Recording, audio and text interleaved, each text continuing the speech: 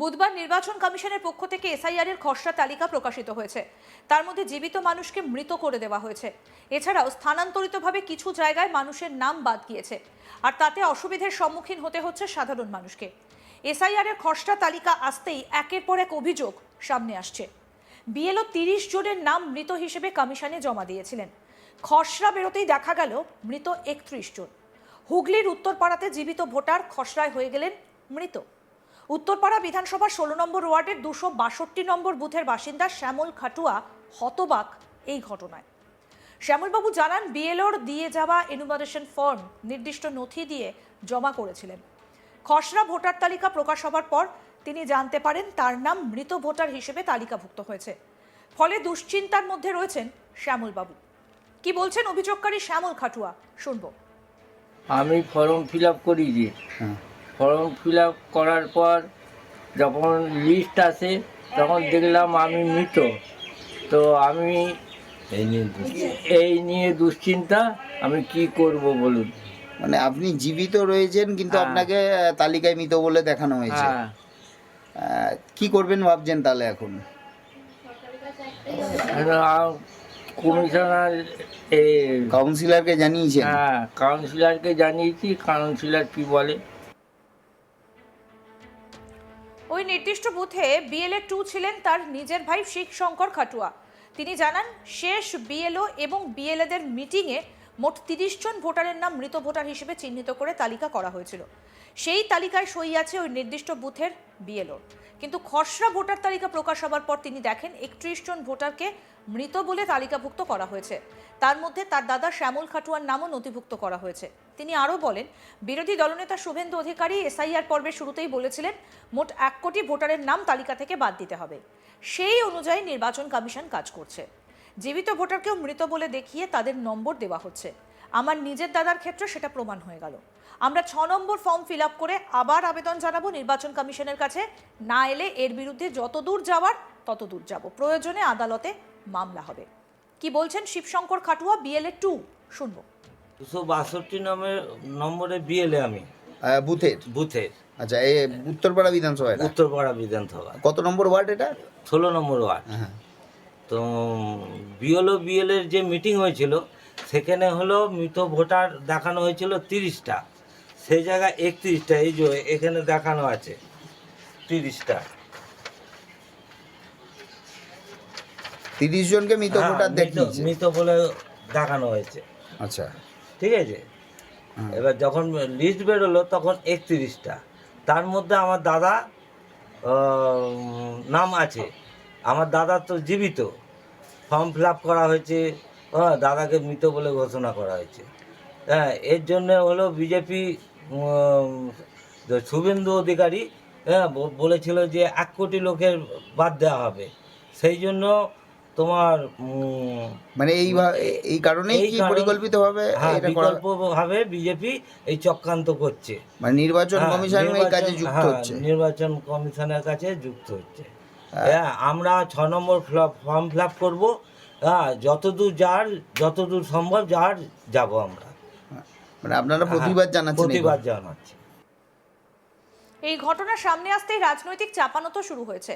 তৃণমূল বিধায়ক অরিন্দম গুইন বলেন, এসআইআর লিস্টে ভুলভ্রান্তি পদে পদে দেখা যাচ্ছে। এজন্য সাধারণ মানুষকে হেনস্থার মুখে পড়তে হচ্ছে। এটা বড়সড় চক্রান্ত বলে মনে হচ্ছে। কি বলছেন তৃণমূল বিধায়ক অরিন্দম গুইন, শুনবো।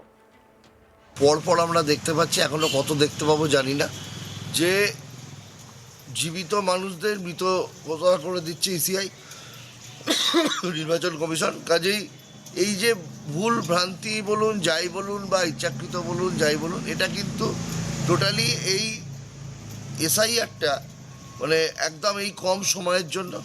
তারপরে হচ্ছে যেটার পেছনে একটা চক্রান্তও থাকতে পারে, যে করে হোক নাম বাদ দিতে হবে, তার চক্রান্ত। বিজেপির সাথে এই যে ইলেকশন কমিশন, নির্বাচন কমিশনের যে আতাত, এটা আমরা আগেও বলেছি, এখনও বলছি। আমরা দেখতে পাচ্ছি যে নির্বাচন কমিশনের ভুলে সাধারণ মানুষকে আজকে হেনস্থা হতে হচ্ছে, তাদের আজকে হেয়ারিং আসছে, তাদের দৌলতে হচ্ছে। আমরা দেখছি যে পুরনো বাসিন্দা যারা দীর্ঘদিন ধরে এখানে ভোট দিয়ে আসছে, আজকে 20 বছর তারা ভোট দিয়ে আসছে, 30 বছর তারা ভোট দিয়ে আসছে, তাদের নাম ভোটার তালিকায় নেই। একটা পরিবার, তাই পরিবারের প্রায় 16-17টা ভোটার, তাদের সেই পরিবারে কারোর নাম নেই। তার ফলে কি হয়েছে, তার নেক্সট জেনারেশান তারা তাদের লিঙ্ক দিতে পারেনি, তারা ম্যাপিং করতে পারেনি, তার ফলে কি হচ্ছে, তাদের হেয়ারিং আসছে। এই যে মানুষকে যে করে হোক মানুষকে হয়রানি হতে হচ্ছে, মানুষকে যে দৌড়তে হচ্ছে, মানুষ নিজেরাই বুঝতে পারছে না যে তারা এখানে দীর্ঘদিন ধরে বাস করে তাদের নাম কেটে যাচ্ছে। কাজেই এটা আমরা বলবো যে এটা একটা মানে বিভ্রান্তিকর পরিস্থিতি তৈরি হচ্ছে। এই যে এত হেয়ারিং, এত কিছু আসছে, লোকে সংকোচে আছে, যাদের নাম নেই, আমি তো বলছি যে নাম নেই একটা পরিবারের কারোর, তারা কোথা থেকে লিঙ্কেজ পাবে, তারা কোথা থেকে ম্যাপিং করতে পারেনি। কিন্তু তারা জেনুইন ভোটার, তারা এখানে দীর্ঘদিন ধরে বাস করে, তাদের আদি বাড়ি এখানে, কয়েকশো বছরের বাড়ি, তাদের নাম কেটে গেছে, তাদের ভোটার লিস্টে 2002-এ নামই নেই, ফলে তারা লিঙ্ক দিতে পারছে না, ফলে তাদের আজকে তাদের হেয়ারিংয়ে ডেকে পাঠাচ্ছে। কাজেই এটা একটা বড়সড় চক্রান্ত, ষড়যন্ত্র বলে মনে হয়। অন্যদিকে বিজেপির বক্তব্য, নির্বাচন কমিশন একটা নিরপেক্ষ প্রতিষ্ঠান, এর সঙ্গে বিজেপির কোনো যোগ নেই। বাংলার পাশাপাশি ভারতের আরও 12টা রাজ্যে এসআইআর হচ্ছে, সেখানে কোনো সমস্যা হচ্ছে না। যদি কোনো ভুল হয়ে থাকে তাহলে সেটা টেকনিক্যালি হতে পারে, তবে তৃণমূল বহু মিথ্যে খবর রটাচ্ছে। কি বলছেন বিজেপি নেতা স্বপন পাল, শুনবো এবার। কোনো ব্যক্তি যে সে বেঁচে আছে, হতে পারে সে শিফটিং হয়েছে, জামশেদপুরে আছে বা অন্য জায়গায় চাকরি সূত্রে চলে গেছে, তার নামটা এখানে সে বলেও দিয়েছে যে এখানে অন্য জায়গায় তার নামটা ওঠানোর জন্য সে অ্যাপ্লাই করেছে, এখানে নাম বাতিলের জন্য বলেছে। কিন্তু তাদের যদি মৃত দেখায়, সেটা একটা তার পরিবারের কাছে বা তার নিজের কাছে একটা সত্যিই খারাপ লাগে। এটা একদম আমি মানে তাদের সঙ্গে, সেই পরিবারের সঙ্গে আমি সহমত যে এটা হওয়া উচিত না, একজন জীবিত ব্যক্তিকে মৃত দেখানো। কিন্তু এটা কেন, এটা একটা টেকনিক্যালি ফল্ট। কিন্তু এই টেকনিক্যালি ভুল বা একটা, আমাদের অনেক সময় অনেক কিছু লিখতে গেলেও অনেক ভুল হয়ে যায় বা বলতে গেলেও অনেক সময় ভুল কথা বেরিয়ে যায়। তো সেটাকে ধরে এত হইচইয়ের তো তৃণমূল কংগ্রেসের করার কোনো দরকারই নেই, কারণ তারা করছে, তারা আগামী 26-এ হেরে যাবে বলে এইসব নিয়ে কাজ করছে।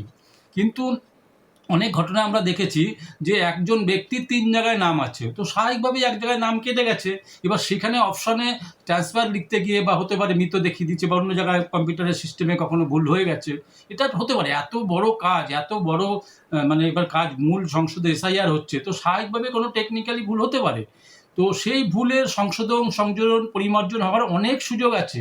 তৃণমূল কংগ্রেসের এত উতাল হওয়ার কোনো দরকার নেই, কারণ এখনও নির্বাচন কমিশন অনেক দিন সময় দিয়েছে। এখন সবে ড্রাফট ভোটার লিস্ট বেরিয়েছে, এরপরে ফাইনাল লিস্ট বেরোবে, তো এত উতলা আর কি আছে, তাদের এত গাত্র দেওয়া হচ্ছে কেন?